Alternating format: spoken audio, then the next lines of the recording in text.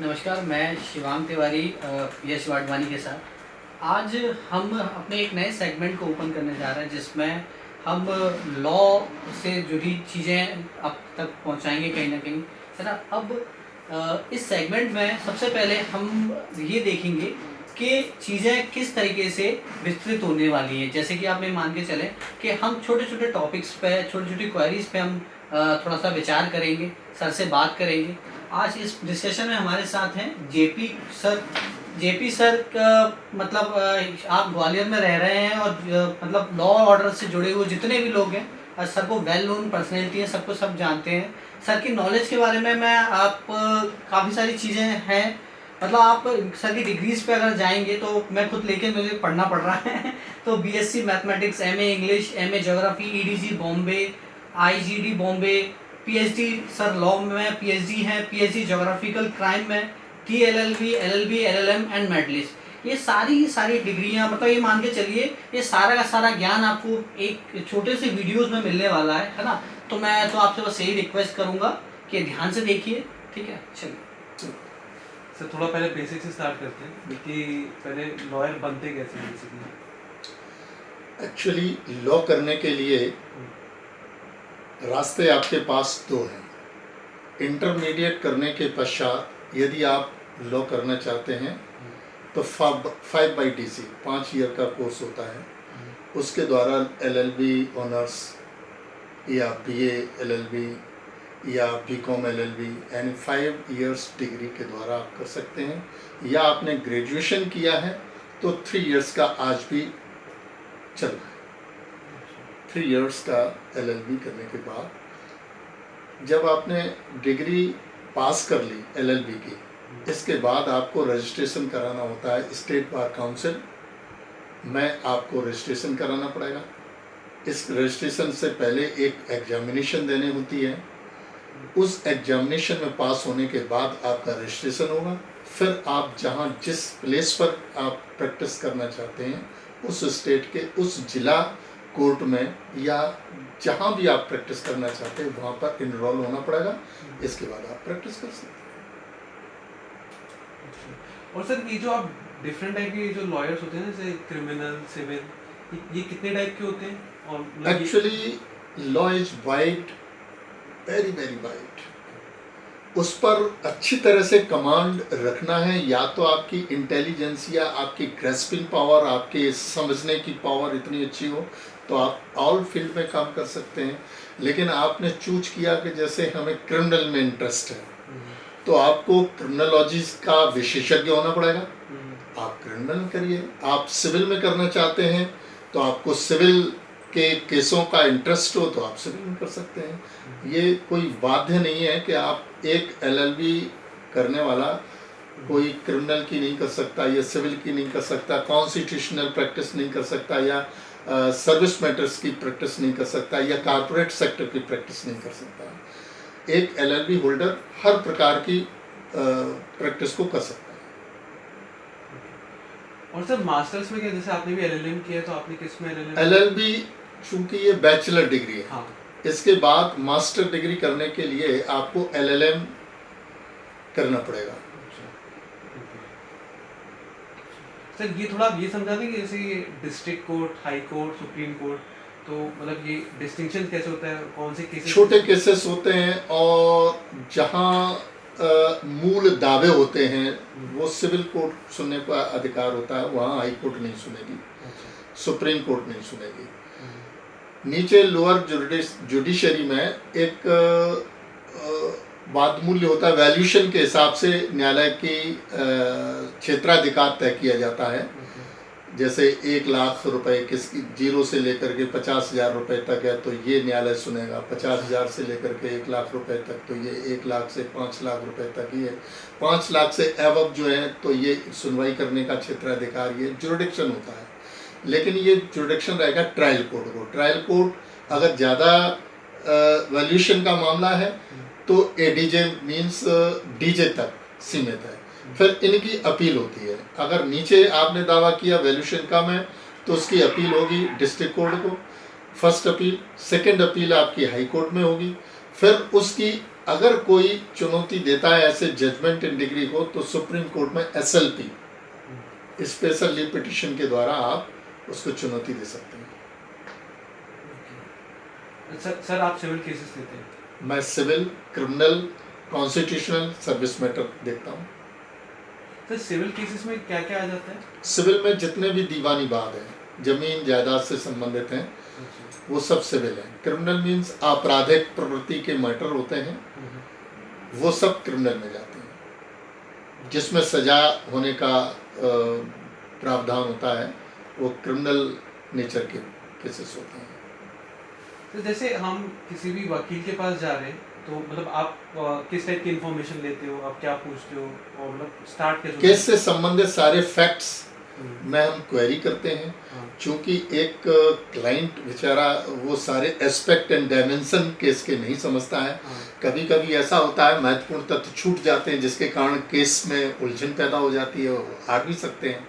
तो एक अच्छे वकील की पहचान यही है कि क्लाइंट से अच्छी तरीके से डिस्कस करे, उसके बैकग्राउंड, केस का बैकग्राउंड, सारा बैकग्राउंड क्वेरी करके पूछे, लिखित करे, फिर उसमें से प्रॉम्प्ट पर रेलेवेंसी, तथ्यों की रेलेवेंसी मींस जब आपने कोई क्वेरी कर ली है, क्वेरी रेलेवेंट होना चाहिए। जो फैक्ट जो आपने निकाले हैं, फैक्ट जो समझे हैं क्लाइंट से, वो रिजल्ट ओरिएंटेड होना चाहिए, much more having the relevancy. उन तथ्यों में और आपके केस से रेलेवेंसी होना चाहिए, सुसंगतता होना चाहिए। वैसे तो आपको क्वेरी, अब कोई क्रिमिनल केस है, उसमें चाचा ताऊ फूफा वगैरह का तो जानकारी पूछने का तो कोई महत्व नहीं है। क्वेरी का अर्थ होता है केस से रिलेटेड। सर ये आज भी हर लॉयर के पीछे मैं ये सब बुक्स देखता हूँ, मतलब मैं हमेशा सोचता हूँ कि मतलब इन सब में क्या होता है। अब ये बता पाओगे मतलब इन सब बुक्स में क्या होता है? देखिए, लॉ जो दिया गया है, किताबें टेक्स्ट बुक है। टेक्स्ट बुक में जो दिया गया है वो धाराएं हैं, प्रोविजंस हैं, दीज आर दी टूल्स, केवल टूल्स हैं। उस टूल्स का किस तरह उपयोग किया गया है, उस टूल्स को किस तरीके से समझा गया है, उसके अंदर क्या प्रावधान दिया गया है, इसको वेरी वाइड कैनोटेशन में सुप्रीम कोर्ट, हाई कोर्ट इसको इंटरप्रिटेट करता है। वो किताबें यहाँ लगी हैं। वो ऐसे जजमेंट, नए लॉ लेट डाउन होते हैं, प्रोविजंस, लीगल जो पॉइंट हैं वो डिस्कस किए जाते हैं, वो इन किताबों में रहते हैं। पूरा जजमेंट रहता है। उसको समझने के पश्चात हम बहुत बारीकी से वकालत को कर सकते हैं, बारीकी से अपने तथ्यों को जान सकते हैं। वो किताबें होती हैं ये। सर मैं एक पूछना चाहूँगा, आम जनता में FIR को लेके बहुत डर रहता है, मतलब मैं बताऊँ तो वो आप थोड़ा सा दूर करें, उसमें थोड़ा प्रकाश डालें कि आम जनता, क्योंकि मुझे नहीं लगता पुलिस भी अपना काम ईमानदारी से करती है, आप लोग भी बराबर सपोर्ट करते हैं, तब भी आम जनता FIR को लेके बहुत डरती है। तो थोड़ा आप FIR पर प्रकाश डालें, FIR होता क्या है और वो कैसे कैसे किस टाइप्स में डिवाइड किया जाता है, किस किस तरीके में उनका प्रावधान जल्दी लिया जाता है, मतलब होता है ना, कई बार रिसेंट लिख ली जाती है, कई बार कोई प्रोसेस के बाद लिखी जाती है। इस पर थोड़ा सा प्रकाश डालिए। जी शिवांग जी, बहुत अच्छा प्रश्न है। और ये प्रश्न शायद मैं अगर बोलना चालू करूं तो 24 आवर्स कंटिन्यू अगर हम बोलें तो समय कम होगा। लेकिन हम FIR से जुड़े हुए कुछ महत्वपूर्ण, रोचक और इम्पोर्टेंट तथ्य जो much more important to the society, लोगों के लिए बहुत महत्वपूर्ण चीजें हो सकती हैं, उन पर हम व्याख्या देना चालू कर रहे हैं। हमें सबसे पहले ये देखना है FIR क्या है। इसको इंग्लिश में FIR शॉर्ट में कह दिया, इसका पूरा नाम है फर्स्ट इंफॉर्मेशन रिपोर्ट, प्रथम सूचना रिपोर्ट। प्रथम सूचना रिपोर्ट कौन अभिलिखित करेगा, कौन लिखेगा और कौन लिखवाएगा, प्रश्न बहुत महत्वपूर्ण है।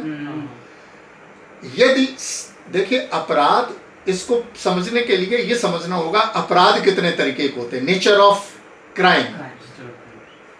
ऑफेंसेस है दो तरीके के होते हैं, एक संज्ञेय, एक असंज्ञेय। एक ऐसे अपराध होते हैं जो संज्ञेय प्रकृति के, संगीन कह लो या कमीशन ऑफ कॉग्निजेबल ऑफेंस कह लो, और एक ऐसे होते हैं जो असंज्ञेय होते हैं, नॉन कॉग्निजेबल ऑफेंस।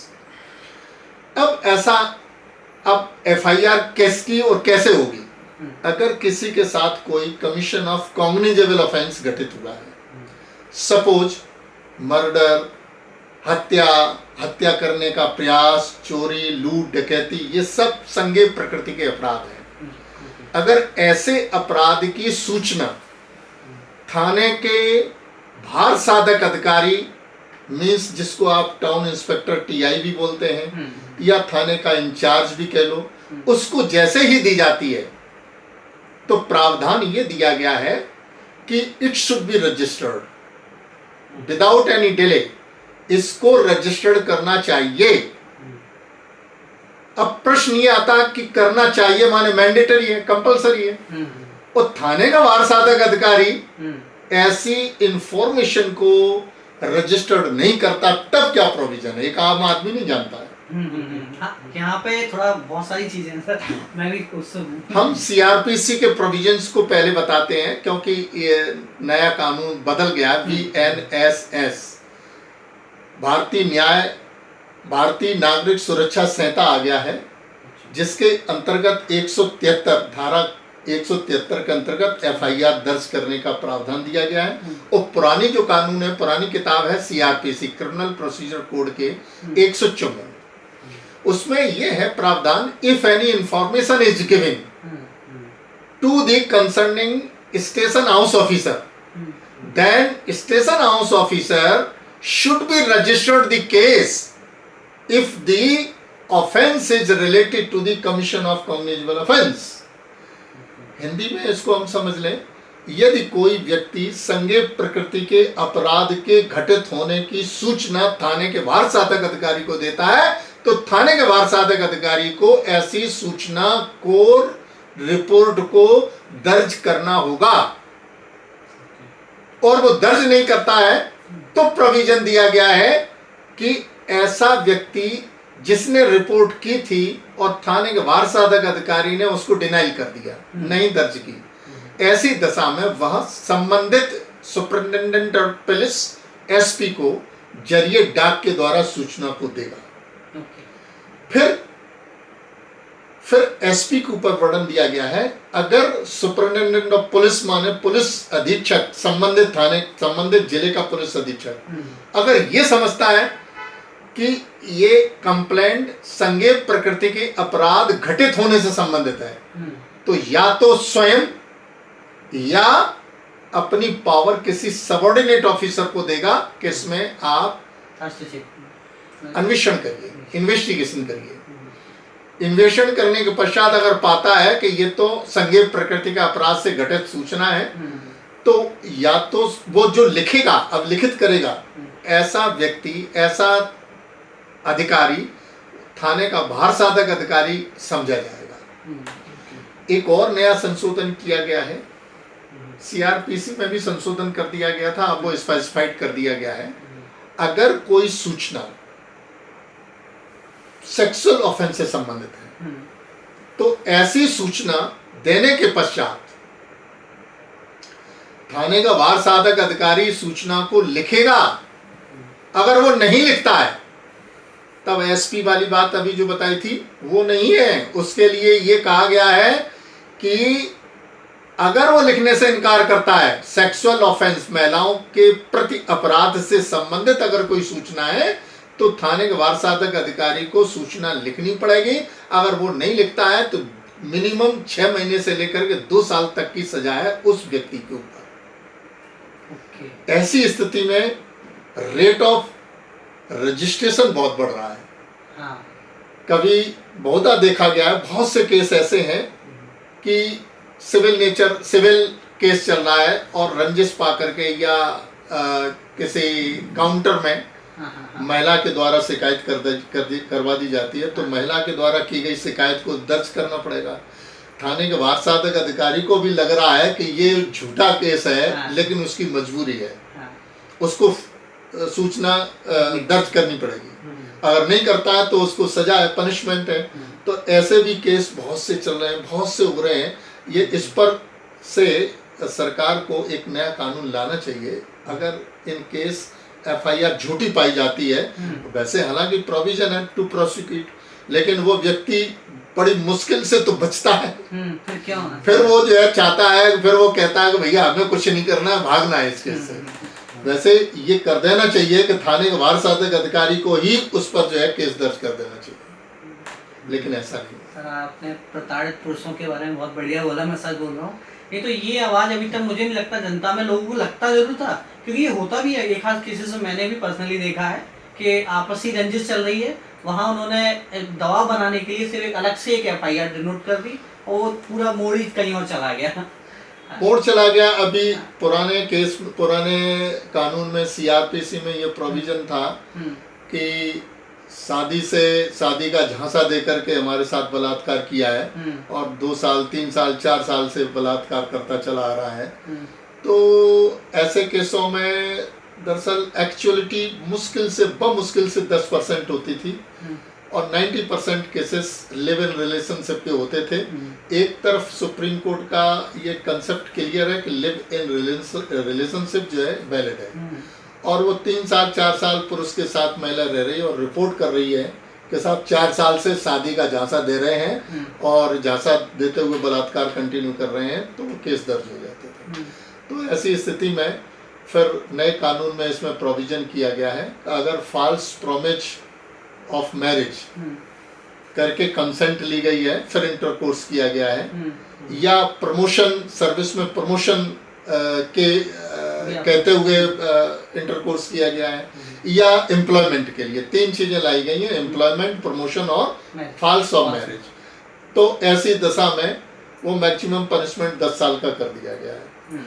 तो इसमें मेरा गवर्नमेंट सेक्टर में अगर कोई महिला ऐसे अपराध से जुड़े हुए FIR करती है तो मैं समझता हूँ कि ऐसे केसों को सरकार आज नहीं तो कल कानून को चेंज करना पड़ेगा, क्योंकि मान के चले प्राइवेट में तो हो सकता है किसी बॉस ने कह दिया कि मैं प्रमोशन दे दूंगा तुम्हें, तो प्रमोशन का जो ऑब्टेन करके इसको प्रमोशन की कह के उससे सहमति ले ली बलात्कार वो इंटरकोर्स करने के लिए। प्राइवेट सेक्टर में तो हो सकता है, लेकिन गवर्नमेंट सेक्टर में कोई महिला काम कर रही है या महिला भी सपोज इंटरमीडिएट पास है और एम्प्लॉयमेंट के लिए किसी अधिकारी से बात कर रही, तो उसको इतना प्रूडेंटली नॉलेज है कि बिना टेस्ट दिए सरकार का कोई जो टेस्ट है उस सेवा में आने के लिए बिना टेस्ट दिए कैसे जो है हमें नौकरी दे देगा। दूसरी बात, अगर वो सेवा में ऑलरेडी पहले से ही है महिला, तो उसको इतना ज्ञान तो होगा कि प्रमोशन आउट ऑफ टर्न हमें कैसे मिल जाएगा। एक ग्रेडेशन लिस्ट बनती है, उसमें से हमारे कार्य को योग्यता को देखा जाएगा, इसके बाद मेरिट लिस्ट में आएंगे, इसके बाद प्रमोशन मिलेगा। या हम ये कहें कि फॉल्स मैरिज के लिए अब वो शादीशुदा ऑलरेडी है और उसका बॉस ये कह रहा है कि मैं आपके साथ शादी कर लूँगा, इसकी कहते हुए अगर कोई वो इंटरकोर्स कर रहा है, तो ये चीज़ें सुधारनी पड़ेंगी। अन्यथा ये गवर्नमेंट सेक्टर की महिलाओं के लिए तो ये मैं समझता हूँ कि ये आगे चल के बहुत बड़ी मुसीबत भी बन सकता है। सर ये जो एक प्रॉब्लम चल रही है कि बहुत सारे आई थिंक लाखों करोड़ों केस मतलब बचे हुए मतलब जो हो नहीं रहे मतलब पेंडिंग है काफ़ी टाइम से, तो इसके लिए मतलब जैसे मैं भी सर निकलता हूँ मतलब से जो मतलब हाई कोर्ट है, ओल्ड हाई कोर्ट है, तो मतलब मैंने देखा है जैसे विंटर हॉलीडेज हो रही है या फिर ये सब हो रहा है, तो ये मतलब आई थिंक काफ़ी टाइम से चले आ रहा है। तो इसका कोई कहीं पे आपने पढ़ा है कि बंद होने का कुछ है कि ये विंटर हॉलीडेज नहीं होनी चाहिए या फिर कोर्ट रातों को? यस जी, बहुत अच्छा क्वेश्चन है। और शायद हमारी और आपके बुते की चीज नहीं है, क्योंकि ये पेंडेंसी से संबंधित केस है। पेंडेंसी क्यों है इसके बारे में हमें और आपसे ज़्यादा चिंता सरकार को भी होना चाहिए, क्योंकि इसके पीछे कई रीजन है। जनसंख्या की वृद्धि हो रही है डाइवर्जेंटली, उस रेशियो एंड प्रोपोर्शन में कोर्ट की बढ़ोतरी नहीं हो रही है। जजेस के अपॉइंटमेंट हो, सुनवाई हो, हमारे जजेस सुबह से शाम तक कंटिन्यू कोर्ट में वर्क करते हैं, आप यकीन माने या न माने। नीचे की जुडिशरी जो लोअर कोर्ट है वो घर पर भी फाइलें ले जाते हैं, जब भी समय मिलता है उस फाइलों को स्टडी करने के बाद जजमेंट देते हैं। ऐसा ही हाई कोर्ट में है। हाई कोर्ट इतना पंक्चुअल है, 10:15 मीन 10:15 बजे, शाम को 4:30 मीन 4:30 बजे। इसके बाद जो जजमेंट लिखे जाते हैं उनको रीड करने के पश्चात सिग्नेचर करना, ये बहुत बड़ा टिपिकल काम है। मेरे हिसाब से हमारी सरकारों को और जजों की पोस्ट बढ़ाना चाहिए। ये मेरा ये कहना है। पेंडेंसी तभी खत्म होगी। सर आज तक आपका सबसे डिफिकल्ट केस क्या रहा है और मतलब कैसे रहा है? मित्र, बहुत ही अच्छा प्रश्न पूछा है कि हमारे जीवन में सबसे पहले शुरुआती दिनों की बात है। When I was in practice in 1992, तो एक केस मर्डर केस आया था। तो मेरी एक विशेषता ये रही है, मैं हाई कोर्ट की डिविजनल बेंच में बैठ कर के केसों को सुनता था और लंच में हमारे माधव महाविद्यालय में कुरैशी साहब थे, गुरु रहे, तो उनकी ऑफिस पुराने हाई कोर्ट के पास में ही है, तो वहाँ जा कर के हम बैठ जाते थे। एक दिन की बात है, मुश्किल से हमें मुश्किल से 15-20 दिन प्रैक्टिस किए हुए, एनरोल किए हुए होगा। फिर मैंने वहाँ देखा कि वहाँ एक मुस्लिम कास्ट का आदमी आया और उसने कहा कि मेरा ये केस है साहब, मेरे दामाद ने मेरी वाइफ की हत्या कर दी है, इसको लड़ो। उन्होंने फाइल को देखा और उन्होंने कहा कि नहीं भाई, इस केस में कोई दम नहीं है, क्योंकि आपके जो हस्बैंड वाइफ थी, वो आपका जो दामाद था वो पागल था और पागल के द्वारा की गई हत्या की श्रेणी में नहीं आता है, ये कहते हुए उन्होंने फाइल नहीं ली थी। आप यकीन करिए, ये वार्ड में सुन रहा था। उनके जाने के पश्चात मैंने कुरैशी साहब के कान में कहा, मैंने कहा साहब केस बहुत अच्छा, आप इसको रख लीजिए और स्टडी करके पढ़िए इसको। उन्होंने छूटते ही ये कहा कि जेपी तेरे को कितने दिन हो गए प्रैक्टिस करते हुए? तो मैंने कहा साहब बड़ी मुश्किल से 15-20 दिन। तभी तेरे को अभी सोचने की ज़रूरत है। मैंने कहा साहब मैंने मर्डर की फाइल नहीं देखी है, अगर आप इजाज़त करें तो फाइल को रख ले और रात भर के लिए मैं स्टडी करूँगा, कल इसको उनको दे देना। कहने ये हो सकता है। उन्होंने कहा मियाँ बोले कि मियाँ कल आना और इस फाइल को हम स्टडी करके कल बताएंगे। उनके जाने के पश्चात मुझे फाइल दे दी गई। मैंने रात भर स्टडी की।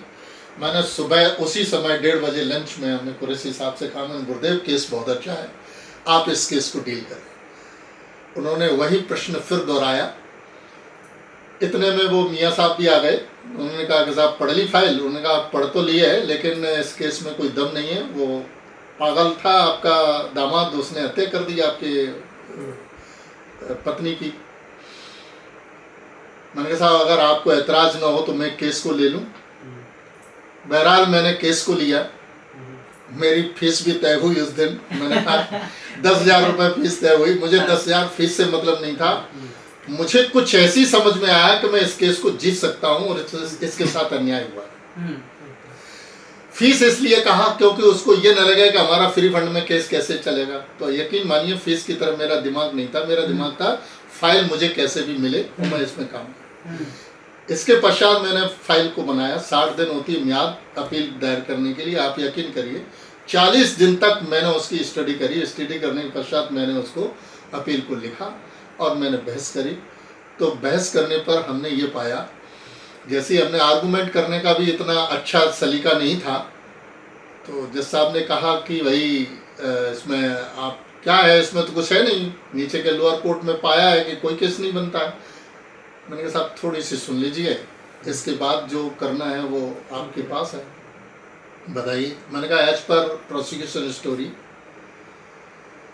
उसकी शादी हुई है, जो कंप्लेनेंट है उसके दामाद और बेटी की शादी हुए 5 साल हो गए हैं और ये नो डाउट 1-1.5 साल से इसका इलाज चल रहा है पागल खाने में। और घटना के अनुसार घटना जो है जुलाई महीने की बरसात की, हल्की रिमझिम बरसात थी और उसमें जो है ये आता है और घर है और घर के अंदर 2 कमरे हैं और बाउंड्री है, बीच में एक दरवाज़ा है। घर के आंगन में चारपाई है और चारपाई पर कंप्लेनेंट की वाइफ माने जो डिसीज वो एक्यूज है, एक्यूज की सास लेटी हुई थी। और ये एज पर प्रोसिक्यूशन स्टोरी ये जाते हैं और ये 5 फुट की दीवार को फांद देते हैं जिससे कि चप्पलों के निशान वहाँ मिले। और खोखरी होती है, खोखरी से गला रेत देता है और कुंडी खोल करके वहाँ छुप जाता है जहाँ इसका पिता कारपेंटरी का काम करता है। ये प्रोसिक्यूशन कहानी में आया। तो मैंने कहा साहब जो प्रावधान है उसमें ये है कि हत्या करते समय पागल नहीं होना चाहिए। हत्या करने के पहले पागल हो, हत्या करने के बाद पागल हो जाए, इससे कोई ताल्लुकात नहीं। जिस साहब ने कहा तो आप कैसे कह सकते हो, मैंने कहा साहब परिस्थितियाँ कहती हैं। पहली परिस्थिति ये है कि उसने हत्या करने के लिए रात क्यों चुनी। दूसरी, उसने हत्या करने के लिए मार्मिक अंग यानी मृतका की गले पर उसने खुकरी से वार किया। तीसरा कारण यह है कि वो जानता था मर्डर करने के लिए इस पेन से मर्डर नहीं हो सकता है, खुकरी माने तेज धारदार वाले हथियार से ही मर्डर हो सकता है, तो खुकरी क्यों चुनी। चौथा रीजन यह है कि उसने अपनी आप की आइडेंटिटी को छुपाने के लिए वो कुंडी खोल करके वहां छुप गया जहां इसका पिता कारपेंटरी का काम करता था। तो ये सब चार परिस्थितियां ऐसी हैं जो ये बता रही हैं कि उसका ब्रेन दिमाग काम कर रहा था, उस समय वो पागल नहीं था। भले ही ऐसी एविडेंस है कि उसका इलाज चल रहा हो, लेकिन इससे कोई ताल्लुकात नहीं है, यकीन मानिएगा। कन्विक्शन ये आप शुरुआती मेरी शुरुआत दिनों की प्रैक्टिस की बात। सर एक ही पूछना चाहूँगा, जैसे अभी उनका जजेस की कमी है, तो जैसे मैं आपकी नॉलेज इतनी देर से मैं आपको सुन रहा हूँ, मतलब जो लॉ एंड ऑर्डर में जैसे आपने स्टार्ट करा होगा, अभी में बहुत बड़ा अंतर आ गया होगा आपके नॉलेज में। जजेस भी ज़्यादातर इसी स्टेजेस में आ जाते हैं एक समय के बाद। तो कोई ऐसा भी प्रावधान है कि एक अच्छा एडवोकेट या एक अच्छा लॉयर एक कुछ समय के बाद कोई ऐसा या भी नहीं है, आगे भविष्य में है कि वो आगे आके जज के लिए अपने आप को दावेदार, या फिर कोई एक ऐसा प्रोसेस हो कि वो जज की वाली लेन में पहुंच जाए, ऐसा कुछ होता है? देखिए प्रोविजन है, अच्छा sir, higher judiciary services examination है, जो अपने आप को इतना काबिल समझते हैं वो उस जुडिशरी का एग्जामिनेशन दें तो एडीजे डायरेक्ट भर्ती हो सकते हैं। और बाकी का जुडिशरी एग्जामिनेशन है वो लोअर कोर्ट के जजेज जो है उनमें भर्ती होते हैं। तीसरा ये एलिवेशन है, हमारे हाई कोर्ट के जजेज है मोर देन वकीलों से बनते हैं, डिपार्टमेंटल प्रमोशन से भी बनते हैं। तो वो मैटर नहीं है, मैटर ये है कि जिस तरीके से जनता बढ़ी है उस तरीके से कोर्टों की भी वृद्धि होना चाहिए, तब ये पेंडेंसी खत्म होगी। और पेंडेंसी होने का कारण ये भी है रीजन कि जनता में अवेयरनेस आई है। हर आदमी समझता है कि हमको यहाँ गलती हुई है, और नीचे के जजेस के द्वारा पारित किया गया आदेश को पहले तो रो धो के मान लेते थे, लेकिन नहीं, आज समझता है कि मेरे साथ यह अन्याय हुआ, इस पॉइंट के साथ नहीं हुआ, तो वो अपील में जाने के लिए अपनी पूर्ण चुनौती देता है। और ऐसा भी कई बार होता है कि वो अपीलेट कोर्ट से जीत जाता है। तो जनता में अवेयर होने के कारण, जागरूकता बढ़ने के कारण भी केसेस ज़्यादा बढ़े हैं, तो ज़्यादा केसेस बढ़े हैं तो पेंडेंसी तो होगी। सर कुछ मतलब जो कॉमन जैसे चीज़ें होती रहती हैं उसमें आप बताइए कि लोगों को मतलब क्या करना चाहिए। जैसे कि समझिए कि आपने किसी को थोड़ा गाड़ी से ठोक दिया हो, तो उस केस में मतलब मेन मुद्दा ये होता है ना कि वहाँ पे रुक गए तो ये बगल वगल आके मारने लगेंगे, तो इस केस में मतलब जैसे ठोक दिया वो क्या कर सकता है? देखिए मानवीय अगर दृष्टिकोण से देखा जाए तो अगर गलती से किसी को ठोक दिया तो उसकी ड्यूटी है उसको नियर के अस्पताल में भर्ती कराए। उस समय ये न देखे कि मेरे साथ क्या होगा, हालांकि भीड़ उसको मारती है, पीटती है, कुछ भी कर सकती है, लेकिन इथिक्स काम करते हैं वहाँ, राइट और रॉन्ग का प्रिंसिपल नहीं लागू होता है। वैसे हमारे हिसाब से मानवीय दृष्टिकोण यही है कि अगर गलती से कोई चीज़ में एक्सीडेंट हो गई है, आदमी मरा है या घायल हो गया है, तो उसको जल्दी से जल्दी नियर के अस्पताल में भर्ती कराया जाना चाहिए।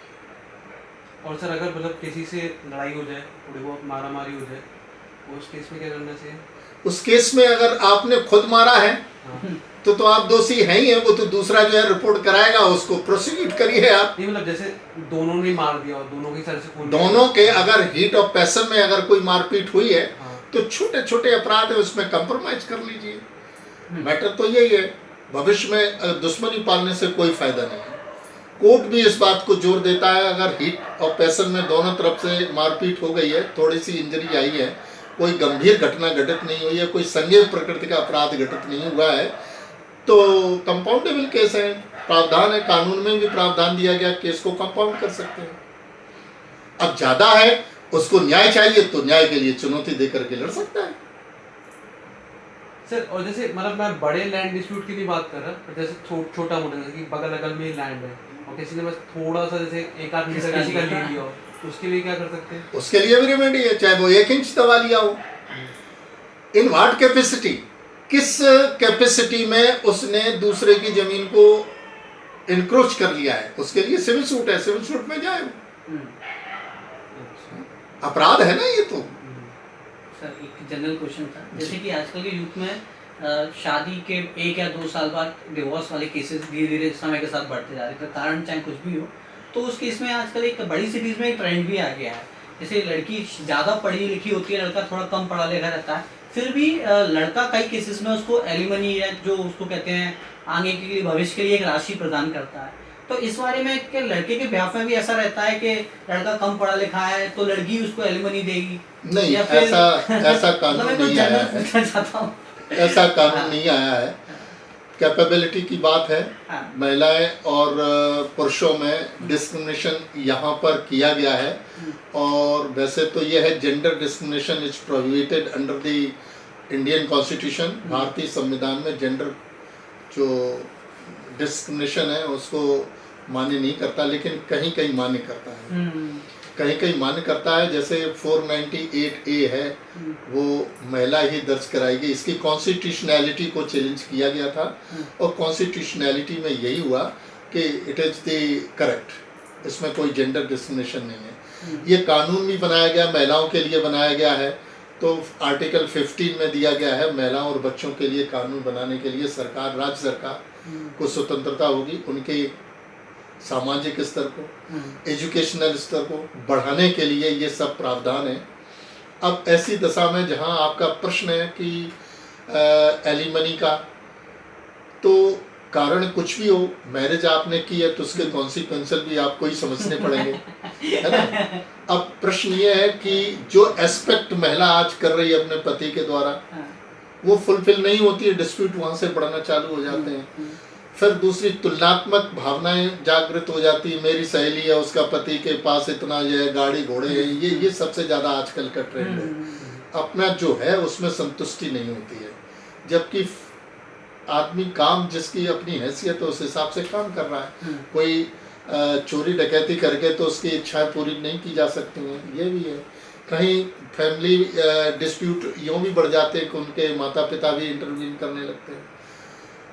तो ये ट्रेंड चल रहा है, सोसाइटी को समझना होगा वाइड और प्रूडेंटली, मानवीय दृष्टिकोण को ध्यान में रखते हुए फिल्टर आदमी को भी करना पड़ेगा, फिल्टर महिलाओं को भी करना पड़ेगा। ऐसी दशा में मैं यही कहना चाहूँगा कि फैमिली डिस्प्यूट है, फैमिली डिस्प्यूट को जहाँ तक हो वहाँ तक रिजॉल्व करने की कोशिश करें। सोसाइटी तभी अच्छी बन सकती है, अदरवाइज नहीं। दोनों साइड से कहीं महिला ज़्यादा तीव्रता उग्रता पे है तो कहीं पुरुष ज़्यादा तीव्रता उग्रता पे है। अपने आप को फिल्टर करें। आपाधापी की ज़िंदगी में ये सब घर बर्बाद हो रहे हैं। पहले फैमिली मैटर बहुत कम आते थे, आज फैमिली मैटर जरा सी बातों पे फैमिली मैटर्स आ रहे हैं। ये सोसाइटी के लिए, फ्यूचर के लिए खतरा है, मैं ये कहना चाहूँगा। काफ़ी अच्छा सोशल मैसेज दिया आपने। सर बस 2 क्वेश्चन और पूछना चाहूँगा जी। हाँ सर, एक तो जैसे ये जो FIR का होता है, तो बेसिकली जैसे मैंने थोड़ा बहुत सर मूवीज़ में देखा है, एक तो ये होता है कि आप 24 घंटे तक FIR नहीं लिखवा सकते, तो अगर आप इस पर डाल पाए कि मतलब कि करेक्ट है नहीं है, या फिर ये होता है कि कुछ होता है कि आपसे बोला है, बोलने से हो जाता है कि नहीं, या फिर आपको रिटर्न ही करवाना पड़ता है, तो उसके लिए सर देखिए FIR लिखित भी हो सकती है, मौखिक भी हो सकती है, उसका नेचर दोनों तरीके का है।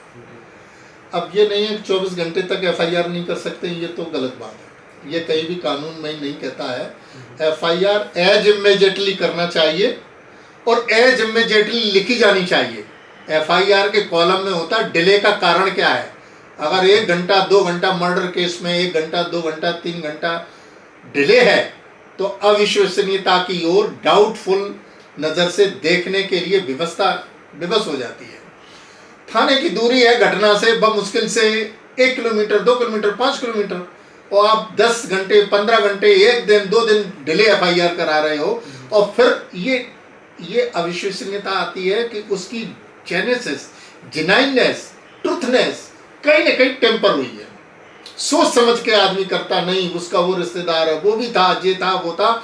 ये एक मर्डर केस में दुनिया जान रही है, या एफआईआर में लिखा एक गन शॉट हुआ और उसमें 10 लोग लिखा दिए। बताइए 10 लोगों का क्या रोल होगा? या एक लाठी से उसको प्रहार किया गया है और उसमें 10 लाठी वाले लिखे हुए हैं। तो ऐसी स्थिति में पुलिस देखती नहीं है। पुलिस तो ये कहती है तुम्हें जो नाम लिखाने वो लिखा दो।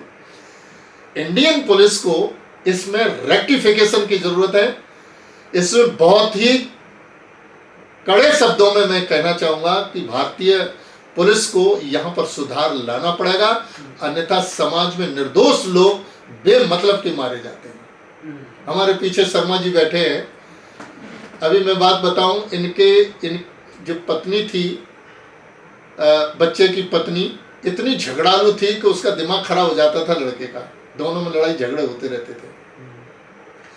एक दिन की बात है कि वो उसका भाई आया हुआ था, वो घर में सो गया और उसका जीजा था वो घर में सो रहा था और दीदी काम कर रही थी। तो बताता है कि थोड़ी देर बाद हमने देखा तो मेरा जीजा मेरी बहन को मार रहा था, चाकू से प्रहार किए।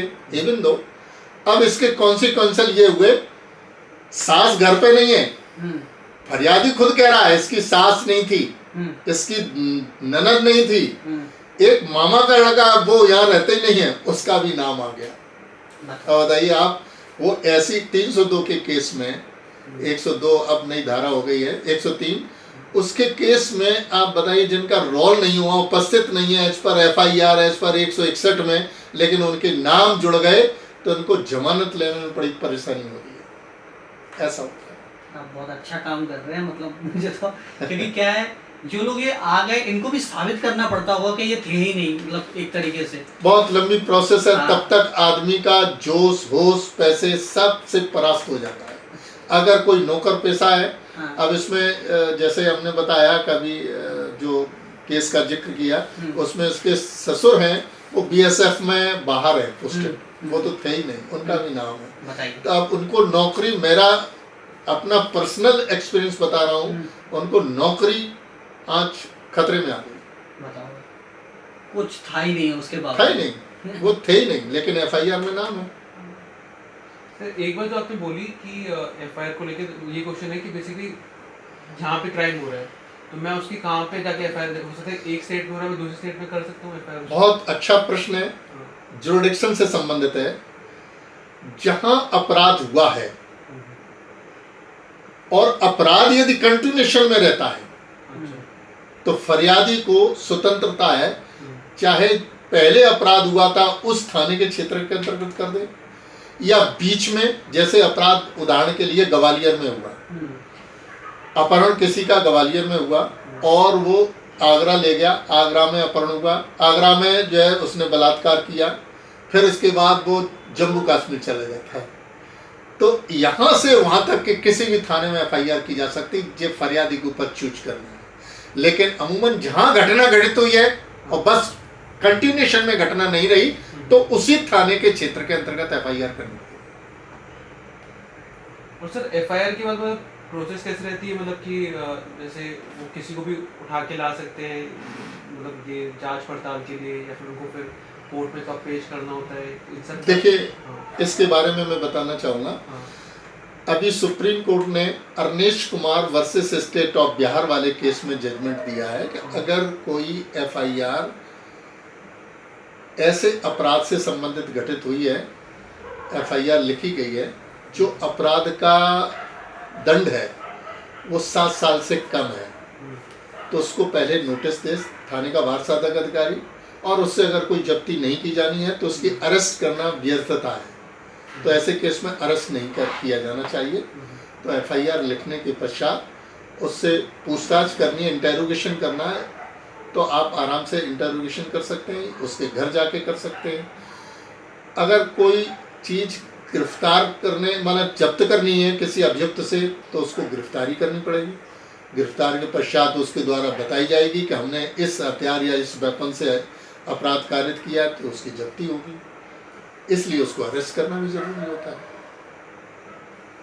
सर कोई फेक एफआईआर कर दे, उसके खिलाफ मतलब कुछ हो पाता है क्या? प्रोविजन है, लॉ में प्रोविजन है, अगर कोई फेक एफआईआर करता है तो पुलिस उसके ऊपर कार्रवाई कर सकती है। जनरली ऐसा मतलब कम बहुत कम होता है, बहुत कम, जनरली में ये प्रैक्टिस में बहुत कम है। हाँ। सर सबसे ज़्यादा जो एक बात लगती है सब लोगों को, जैसे कोई भी एक तो कोई भी केस के लिए लड़ने के लिए तो इसमें पैसा बहुत लगता है।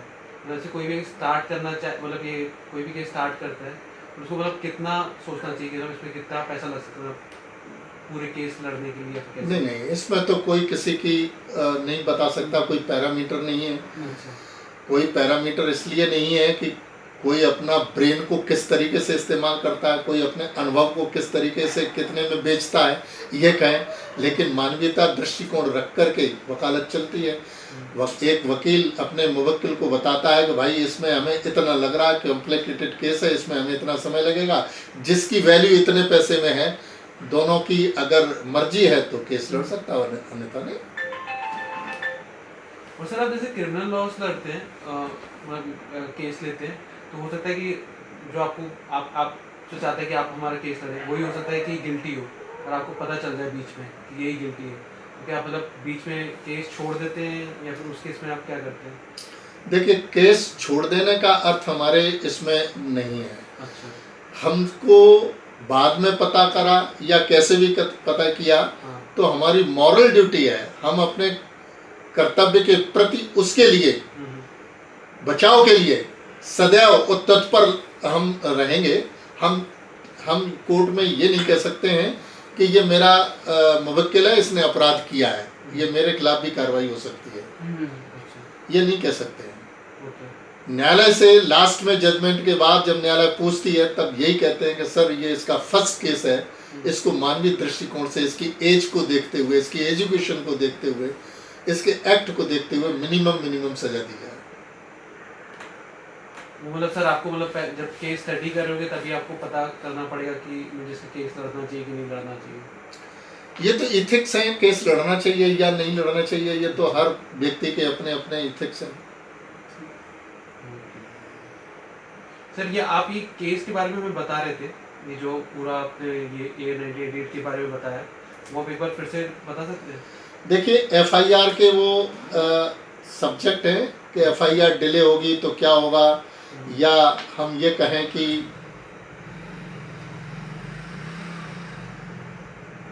एफआईआर से संबंधित चीज़ें हैं। एफआईआर में अगर विलंबता है तो संदेह युक्त नज़र से देखी जाएगी।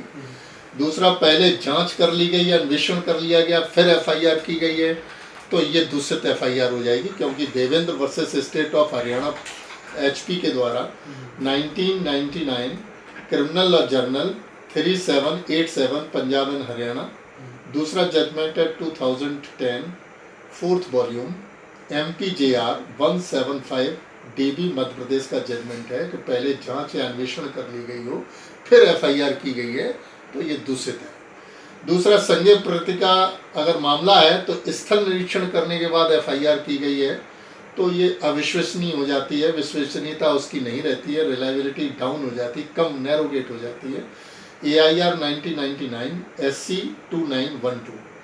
इसी तरीके से एफआईआर उसी अधिकारी ने अभिलिखित की है, लेखबद्ध की है, और वही अधिकारी इन्वेस्टिगेशन कर रहा है, तो ये चीज़ कानून में रखी गई है। वैसे मैं एक गांव की कहावत बताऊं, राजा हो चोरी करे न्याय कौन से जाए, वही एफआईआर कर रहा है, वही अन्वेषण कर रहा है, तो ये डाउटफुल है, ये इट इज़ नॉट करेक्ट। ये इसके ऊपर ये जजमेंट है Megh Singh versus state of Haryana Pradesh, Haryana and Punjab, AIR supreme court 1995 page number 2339। दूसरा है Santhappa versus state 2001 criminal law journal 2822 Karnataka high court. तीसरा है कि एफआईआर करने के पश्चात within a period of 24 hours संबंधित मजिस्ट्रेट को भेजी जानी चाहिए। उससे दरअसल क्या है, इस कानून में प्रोविजन इसलिए रखा है क्योंकि ऐसा ना हो कहीं थाने वालों ने एफआईआर रोक के रखी हो और 2 बार 3 दिन 4 दिन बाद आराम से जो है उसको तोड़ मरोड़ के या असली तथ्यों को छुपा करके लिख ली गई हो। तो दरअसल जिस समय घटना घटित होती है वो तथ्य उस समय के सबसे ट्रुथफुल रहते हैं, इसलिए एफआईआर में विलंबता है तो ये सोचा जाता है कहीं ऐसा तो नहीं है सोच समझ के एफआईआर लिखाई गई हो। घटना को तोड़ मरोड़ के उतार चढ़ाव झूठी एफआईआर माने और भी लोगों को फंसाया गया हो, इसलिए उसकी विश्वसनीयता को जांचने परखने के लिए ये माना जाता है कि अगर मजिस्ट्रेट के साथ 24 घंटे के अंदर पहुंच गई तो उस एफआईआर के कंटेंट्स सही होंगे।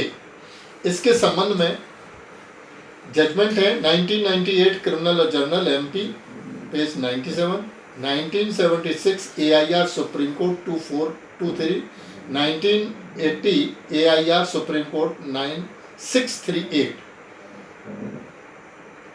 कभी कभी ऐसा होता है कि एफआईआर में एक्यूज का नाम नहीं होता, बाद में पुलिस कथन में नाम बढ़ा दिया। जब वो आई विटनेस था तो उसने तो घटना देखी है, पड़ोस वाले सभी लोग हैं, उस समय नाम नहीं ले रहा, लेकिन एक दो दिन बाद जब बयान होते हैं तो उसमें नाम बढ़ा देते हैं, तो उसकी भी डाउटफुलनेस देखी तरीके से देखा जाएगा। ये एफआईआर के कंटेंट्स हैं, एफआईआर के एस्पेक्ट्स हैं। थैंक यू सर, सारे हमारे प्रश्नों के उत्तर देने के लिए, हमने आज काफ़ी कुछ सीखा सर। यस जी, थैंक यू वेरी मच आपको।